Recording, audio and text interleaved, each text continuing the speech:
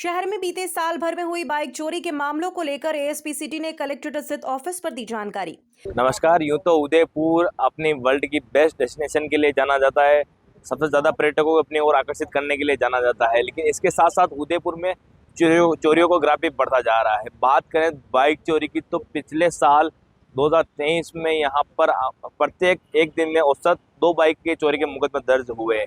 यहाँ पर बाइक चोरी का ग्राफ बढ़ता जा रहा है। रोज औसत 2 केस दर्ज हुए, मात्र 155 बाइक ही पुलिस बरामद कर पाई। सबसे ज्यादा जो बाइक चोरी की जो घटना सामने आई वो आई सूरजपोल थाने से। यहाँ पर 119 बाइक चोरी के मुकदमे दर्ज हुए, उसमें से मात्र 20 बाइक ही पुलिस बरामद कर पाई। उसके साथ ही हाथीपोल थाने में 95 गाड़ियां चोरी हुई थी, उसमें 46 गाड़ियां ही पुलिस बरामद कर पाई। साथ ही प्रतापनगर में 90 गाड़ियां चोरी हुई थी, उसमें से 7 गाड़ियां ही पुलिस चोरी कर पाई। उसी तरह से एक लंबा आंकड़ा हमारे पास है गाड़ियों का चोरियों का। जो गाड़ियों में सबसे ज़्यादा चोरी जो होती है वो एमबी हॉस्पिटल से होती है। यहाँ पर परिजन अपने मरीज से मिलने के लिए आते हैं और जब बाहर आकर देखते हैं तो गाड़ियाँ चोरी हुई मिलती हैं उनको। गाड़ियाँ सबसे ज़्यादा घटना एमबी हॉस्पिटल से निकल के आती है, क्योंकि चोर यहाँ से गाड़ियाँ चोरी करके शहर से गाड़ियाँ चोरी करके गाँव में ले जाते हैं और गाँव में उन गाड़ियों को पौने पौने दामों में बेच देते हैं।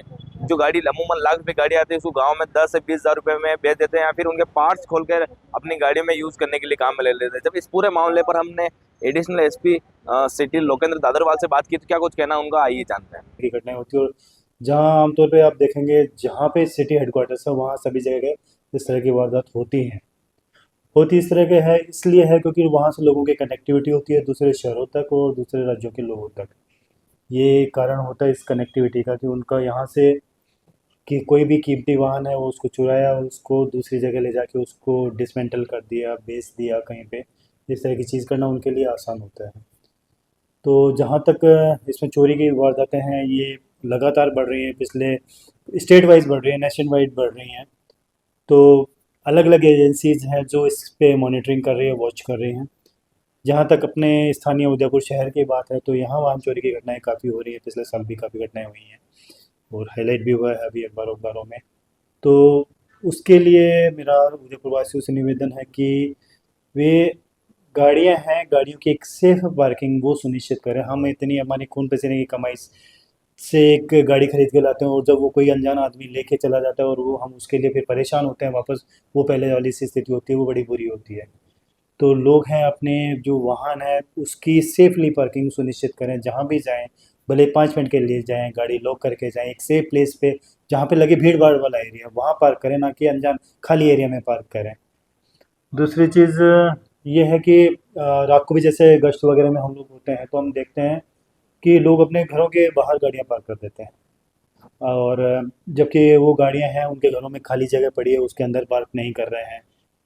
तो बाहर गाड़ी खड़ी कर रहे हैं, आप दूसरों को इनविटेशन दे रहे हैं, क्योंकि सब जगह सीसीटीवी फुटेज होती नहीं है।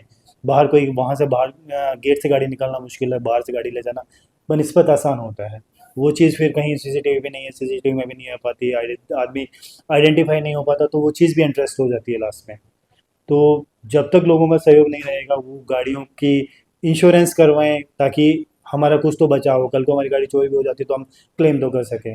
गाड़ियों की इंश्योर्ड रहें, गाड़ियों की सेफ पार्किंग रहें और थोड़ा सा जागरूक रहें, यातायात नियमों को का पालन करें। पेड पार्किंग है ये, जैसे जयपुर है, दिल्ली है, इस तरह की आप जगह देखते हैं तो वहाँ पे लोग ट्रैफिक रूल्स को फॉलो करते हैं। यहाँ पे अभी वो उस तरह का प्रचलन नहीं है, कहीं गाड़ियाँ पार्क हो रही हैं, रुकवा रहे हैं, बहसबाजी हो रही है, उस तरह की चीज़ें हो रही हैं।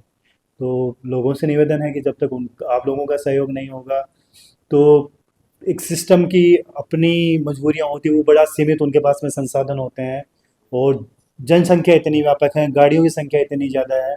तो जब तक समाज के सभी लोग मिलकर इस दिशा में प्रयास नहीं करें तब तक इनके वाहनों की ये चोरियां भी नहीं रुकना असंभव है और इनका ट्रेस होना भी असंभव है।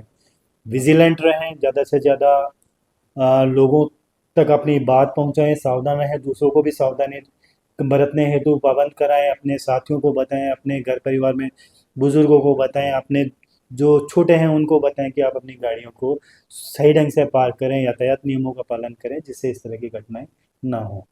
और हो जब भी हो तो उसमें बजाय ये है कि आप 4-5 दिन बाद पुलिस को सूचना करें, आप तुरंत उसी टाइम जब आपको लगता है कि हमारी गाड़ी है, हमारे आधा 1 घंटे में देखने में नहीं मिली, तो आप तुरंत थाने पे जाएं, सूचना करें। क्योंकि एक टाइम के बाद में जब तक अपराधी कई दूर जा चुका होता है उस एरिया से, तब अब उसके लिए आप नाकाबंदी कराओ, कुछ भी कराओ, तो वो उस एरिया में नहीं है तो कैसे ट्रेस होगा।